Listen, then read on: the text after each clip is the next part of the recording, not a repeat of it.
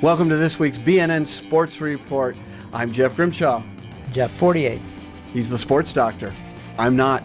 We're brought to you by WAWiffle Ball. Hey, 5 days, Jeff. 5 days. 5 days until regular season play begins. That's April 25th, Stark Street Playground. Be there. You know what? I was supposed to have a piece of paper here, which was like an entry form, which you can get right there and you can sign up. Just come out, have fun. People say there's nothing to do in Bennington. You know what? There's a heck of a lot to do in Bennington, and this is brand new, and you're going to have a great time. And a lot of great guys, gals, even youngsters out there. Everyone will have a great time. And the tournaments begin May 13th, and you can start to register for that. For more information, go to AWAA Southwest Vermont on Facebook. All right, Jeff. Where do we begin? We were talking about the Stanley Cup playoffs, so let's start to. All right, you're a Les Habitants. Yeah. I am New York Rangers. Yeah. Where are we on that? We are tied 2-2. We're tied 2-2. By the time this comes, it'll probably one team will have an advantage because we're shooting this the night before. So by the time this airs, one of those teams will be in the driver's seat to clinch the series. That's correct, and it's going back to Montreal right now. So okay, we'll see. They each split in their home arenas. Right, and what we've seen is when the Rangers are aggressive and play a very high impact game, they're successful, and when they play laissez-faire, that's French, they get beaten. That's true. Okay, That's true. Let's move on to Toronto and the Capitals. Another series tied 2-2. It's knotted, and I think that next game is we will be on air by the time. So they're knotted at 2, and the next team that wins, it's kind of a surprise. The Caps were supposed to be walking away with this one. Yes, that's true. Toronto had played well at the end of the season, so they're giving them a challenge here. So we'll see what happens, but I still think the Caps will probably come out on top at the end. Okay, tell me about the Bees. The Bruins are down 3-1. Yikes! To the Ottawa Senators, losing last night 1-0. Well, depending on when you're watching this. Last night they lost 1-0. So it's going back to Ottawa with Ottawa up 3-1. Okay, you've made a couple of errors. It's Ottawa. Ottawa? Ottawa. If you're a hockey player, it's Ottawa. Ottawa. Ottawa. Sorry about that. All right. We have Pittsburgh up 3-0. Pittsburgh could clinch it tonight over Columbus. Right. They may clinch by the time this airs over the CBJ. Mm-hmm. Yeah, that's Columbus Blue Jackets. Yeah, Columbus has not shown a lot of life in this, especially the game that they were ahead by 3 goals and then lost. Right. That's called a backbreaker. Mm-hmm. And the big surprise, big surprise, the Hawks. Not doing well. The Predators could close them out. Yeah, sweep them. That would be people in Chicago, you better get ready to enjoy the Cubs, unless something happens. Mm-hmm.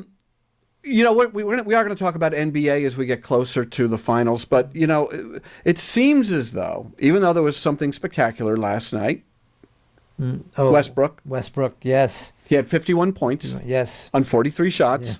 He's not a gunner. He's not a gunner. No. Well, he does assist too. He passes the ball also, but he's the whole team. I'm afraid they're not. They have done what they do during the regular season. They get a lot of big leads and then they lose them at the end, and the Rockets just came pouring back. Get ball, give it to Westbrook, and pray. Yeah. Okay. Again, the NBA, we're just going to hold off on that until Cleveland plays Golden State. And that's what everyone says. Okay. Go through the motions, and then Cleveland will play Golden State, and then we'll start talking about that. The one surprise is the Celtics are down to the Bulls 0-2, and they were the number 1 seed in the East. Right. So, come on. If you're a Boston fan, those guys better get on the stick. Of course, there's a situation with Isaiah Thomas and his sister being killed and whatnot, and he's still been playing. So, I don't know if that's had any effect on the team psyche or not with that. But the Bulls are playing well, and they could take them out, and that'd be a big upset there. Okay. Major League Baseball. This is where I kind of hand it off to you, but let me just give you. I'm going to give you my John Sterling. Here comes the judge. It's Judgment Day. Judge, what is it? Judge thee not, for let thee be judge. Who are we talking about? Talking about Aaron Judge. He's not quite a rookie. I think he had too many at-bats last year, but the young player, for right fielder for the Yankees, who can really smack the ball. He hit one almost to the flagpoles in left field last night. The 448 or 452. We're not sure. Yeah, something like that. He's 6'7", 282 pounds. Elias Sports calls him the largest position player. You know, not the tallest maybe, but the largest position player in the history of Major League Baseball. He sure looks it. And he's a big guy. He's a building with feet. Yeah. Basically, yeah. Of course, he's got some other tall teammates that are pitchers on the Yankees too. There, some big guys. And then you've got Holiday, and he's no dwarf. No, he's not. Matt Holliday's a pretty big guy who looks a little smaller compared to some of the other guys on the team. Matt Holiday hit a home run the other night, and you know what? John Sterling started singing. Happy Holidays. Happy Holidays. Oh, God. Oh gosh. Okay. All right. Thank you, John Sterling. Love you, man. But the Yankees have won 9 of 10. Probably the hottest team in baseball right now, and playing well. They had a big homestand, so now they take it to the road. Metsies aren't doing bad. Not too bad. They did lose 3 to the Marlins over the weekend. But they got swept. But then they come back. It's if you want a little cue, I looked at the standings, and nobody's really broken out to a big lead. The best record in baseball is the Orioles at 9-4, percentage-wise. Very good. There's a lot of 8-7 and a few 10-6. So nobody's. So we have parity. We have parity right now. Yes. Don't you hate parity? It's just awful. The Cubs and Dodgers, of course, they expect them to play for maybe the NLCS at the end of the season, and I think they're both either 8-8 or 8-7 or something right in that area. So right. So we're a lot of 500 teams till somebody breaks out. Okay, speaking of parity and lack of parity, we appear to be embarking on another special spring for the Mount Anthony girls sports teams. The softball team has gotten off to a great start. Their girls lacrosse team has been beating on opponents, and their tennis team, I believe they're 3-0, but they've yet to play the Mighty Bulldogs from BBA. And actually, I want a full disclosure. We went up, we hosted Woodstock, which is one of the real powers, and they're very well coached by a guy by the name of Tom Hopewell. And they cleaned our clocks. 6 matches to 1. We were ahead in 5 out of the 7 matches and could not close.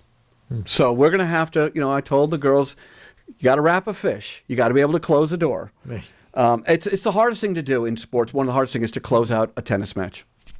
Tennis match particularly, huh? It's hard. Yeah. It's difficult. It's because if you have someone on the other side who's not quitting, you scratch and claw. And we had 3 matches go into a third set tiebreaker. Wow. And that decides it all. And we lost 2 out of 3 of those.